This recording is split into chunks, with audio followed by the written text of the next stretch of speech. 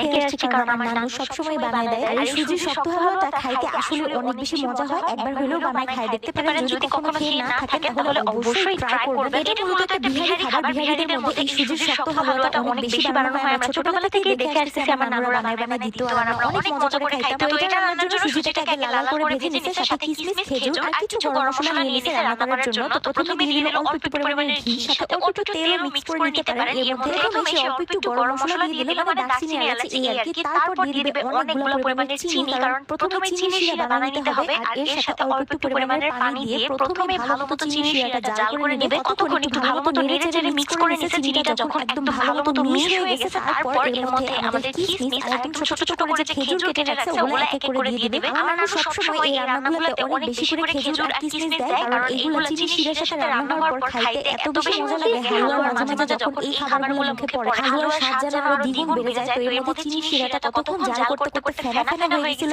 আর সুন্দর মতো যখন এরকম ফেনা ফেনা হয়ে যাবে, তখন আমাদের এই যে রাখা যে সুজিগুলো আছে এগুলো একদম আস্তে আস্তে অল্প অল্প করে এই চিনি শিরার সাথে মিক্স করতে হবে, যাতে দলা বেঁধে না যায়। তাই একদম আস্তে আস্তে করে অল্প অল্প করে মিক্স করছে না। আর সবটা সুজি চিনি শিরার সাথে মিশিয়ে নেওয়ার পর খুব আলতো আঁচে একদম আস্তে আস্তে করে সুজিটা জাল করে নিতেছিল, যাতে নিচে লেগে না যায়, কোনোভাবে যাতে পুড়ে যাওয়ার চান্স না থাকে। দেখতে দেখতে এই হালুয়াটা এরকম শুকনো শুকনো হয়ে আসতে থাকে। আর যখন একদম ভালো মতো শুকিয়ে যাবে, তখন সাথে সাথে এটা নামায় প্লেটে ঢেলে নিতে হয়। আর সাথে সাথে বড় স্টিলের খুন্তি অথবা বড় স্টিলের চামচগুলো দিয়ে একদম চেপে চেপে শেপ দিয়ে দিতে হবে। যে প্লেটে হালুয়াটা জমাতে চান সেই প্লেটে ঢেলে